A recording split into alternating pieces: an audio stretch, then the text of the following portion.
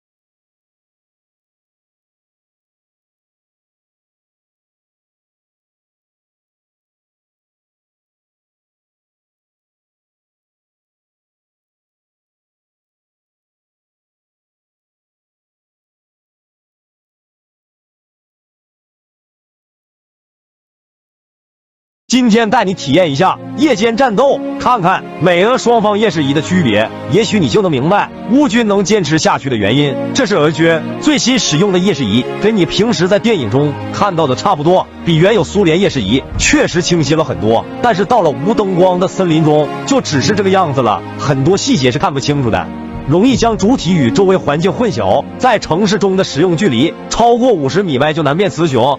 150米外基本人畜不分了。如果在巷战中只能解决有和无的问题，打一些没有夜视仪的军队。接下来看看美军的，意不意外？惊不惊喜？先给个小红心，再听我解密。这就是美陆军头戴式增强型双目夜视仪，MA4829，完全不是以往的绿光，而是灰白加橙红双色显示。戴上它就像打游戏一样，可以清晰的显示黑夜中人和物体发光的轮廓，士兵、武器、树木、墙壁，甚至枪的射击轮廓也能清晰的勾画出，简直像开了外挂。知道可以看多远吗？300米，整整远了150米。这个距离对方就是瞎子。俄军的夜视仪是双目的，而美军中间多了一只眼，像个二郎神。那是一个12微米融合式热成像装置，能够透过烟雾、雨雪、树木，甚至是墙壁等障碍物，勾勒出藏在后面敌人的身体轮廓，就像开了透视挂一样。MA4829有目标快速捕获的功能，如果突然出现敌人，它就会用光标提示你。你可以快速射击敌人，而只能用肉眼找。MA4829还能够与瞄准镜连接，士兵们不需要探头去观察外面，只需把枪伸出去，就能通过夜视仪清晰地观察到一切，从而实现拐角安全射击。MA4829夜视仪还具备无线通信、路标导航、建筑结构分析等功能，这样出任务时就不用分心查看地图或听取无线电信息，避免暴露。这简直就是游戏中的上帝视角。有了这个神器，我相信白天敌军一个师打下的阵地，夜晚一个营就可以夺回来。特别是巷战，简直无敌。美82空降时带了上万套，抵达波兰3000人带这么多做什么？你懂的。这往后的日子真是越来越艰难了。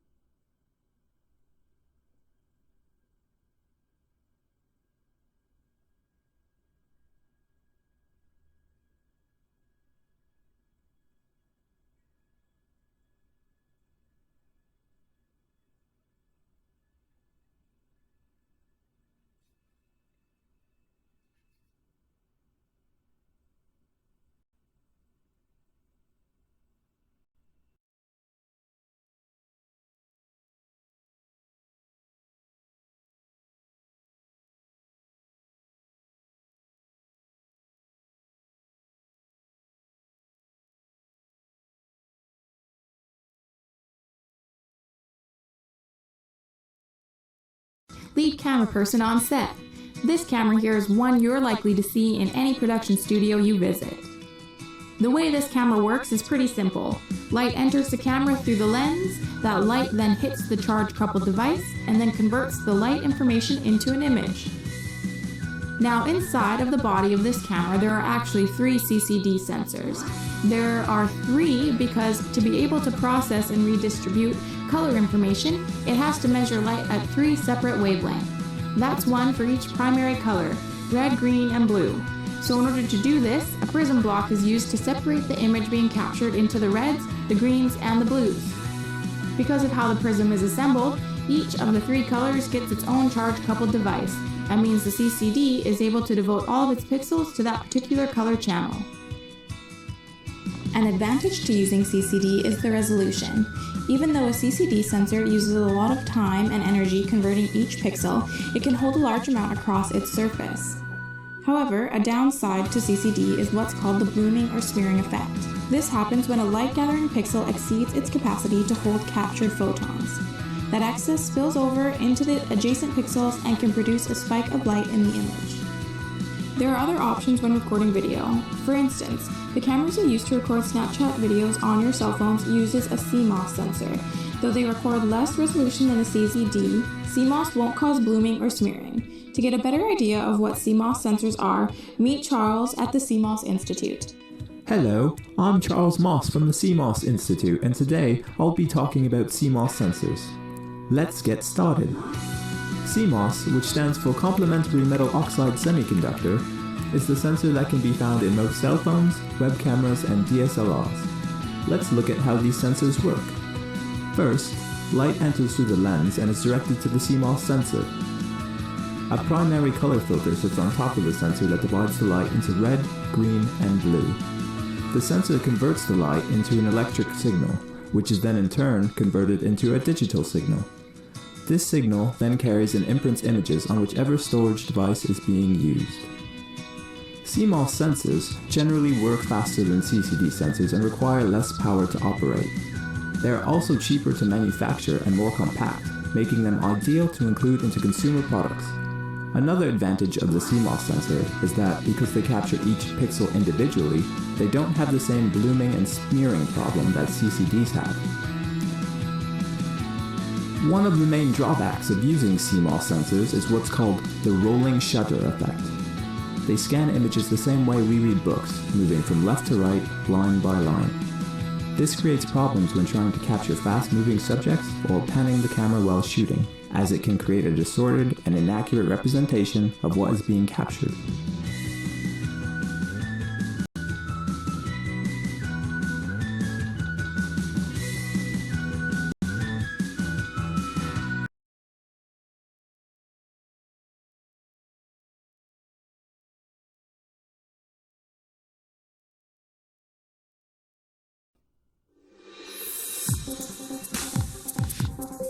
The image sensor, widely used in digital still cameras, digital videos, and mobile phones everywhere. Image sensors capture light. Only a specific color is extracted using a combination of red, green, and blue color filters. These are called the 3 primary colors of light and generate the electrical signal. There are front-side and back-side illumination types, also known as FSI and BSI image sensors. BSI have predominantly been used in portable consumer application until now. Panasonic has developed the new type of image sensor, which is called Smart FSI, with a new and innovative structure. This new sensor can produce stunning images in a low-light environment and yet still maintain high sensitivity, low noise, and excellent picture quality. Creating true colors and uniform brightness is a Smart FSI image sensor. Panasonic has developed a unique image sensor structure with the Smart FSI, offering high sensitivity, low noise, and outstanding image quality. A cleverly designed light separation wall and light pipe technology allows the collection of light without any loss within the photodiode. Within BSI sensor technology, loss of light is generated in the photodiode thus creating color mixture and light inefficiency. In the case of Smart FSI, the light separation wall surrounding the pixel works as a reflector and forces the uniform light into the photodiode. As a result, it demonstrates strong color reproductivity and super sensitivity. For example, when shooting in dark surroundings, there is need to use a higher sensitivity setting, but this will cause an increase in the noise level. Smart FSI can achieve both high sensitivity and noise reduction, which enables very high color reproductive results. Light enters the sensor at different angles. The combination of light separation wall and light pipe technology allows the maximum amount of light to be captured. Because there is no mixing of colors, the outcome is a very high resolution picture. The wide incident angle characteristics can improve the image uniformity further. This prevents color shading between the center and surrounding image, and so colors are more even. Furthermore, a wider incident angle can shorten the distance between the lens and image sensor, thus enabling camera modules to become thinner. Panasonic can deliver leading-edge know-how producing high-quality pictures even in low-light conditions. The Smart FSI image sensor, ideal for camera module products, taking camera technology to another level.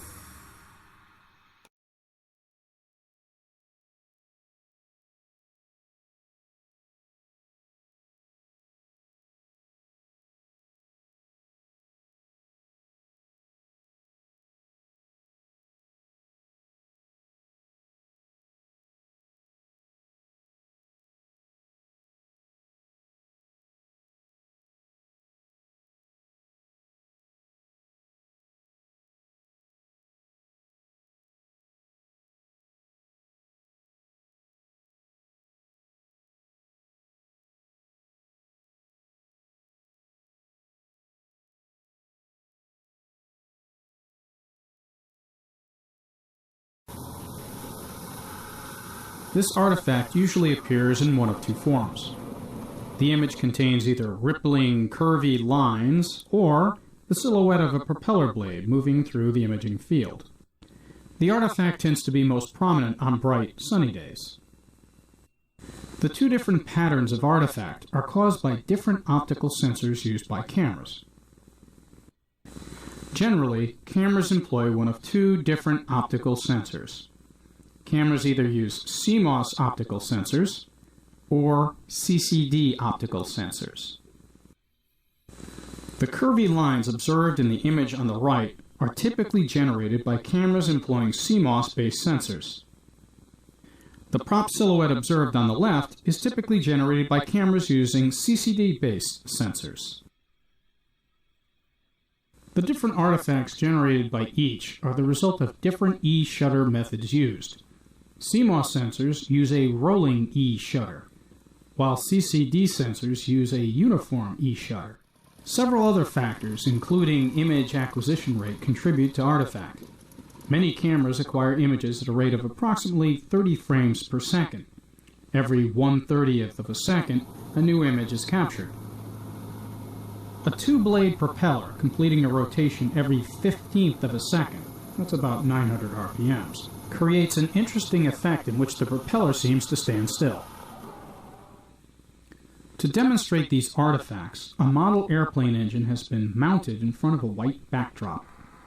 An optical sensor and oscilloscope are being used to calculate prop rotation frequency by observing the frequency with which propeller blades interrupt light. Both CMOS and CCD-based camera images are shown. Notice that as propellers reach rotation speeds of 900, 1800, 2700, and 3600 RPMs, they appear to stop moving. At these rotational speeds, the cameras acquire images when one of two propeller blades rotate through their arcs and come to be in the same position by the time the next consecutive image is captured.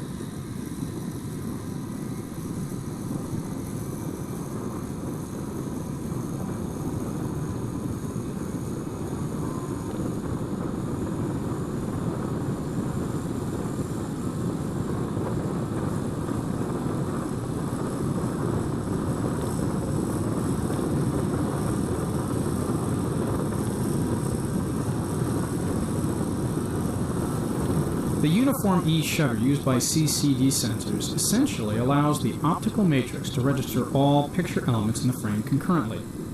This accounts for the straight borders of the prop silhouette. The rolling E shutter of the CMOS-based camera does not allow for simultaneous acquisition of all picture elements. The CMOS-based camera used here acquires the image sequentially from top to bottom. This sequential or rolling acquisition accounts for the curvy outline of the propeller. A crude example is shown. As the propeller rotates, the image is acquired from top to bottom. As each section of the image is acquired, the prop is timed to advance. Each section of the prop is therefore registered in a different location during the acquisition of a frame. This accounts for the curvy outline of the prop shadow. It's possible to soften artifact generated by both CCD and CMOS sensors by reducing E shutter speed. By reducing the E shutter speed, the propeller shadows in each case is converted to a soft blur. Here's an example. The CCD camera on the left has an E shutter speed of 1/2000th of a second. The right, 1/100th of a second. Most point-and-shoot cameras will do this automatically as the field you're trying to image becomes darker. This accounts for the reduction in artifact prominence on overcast days. Here, the same effect is being achieved with a CMOS-based camera by reducing light intensity.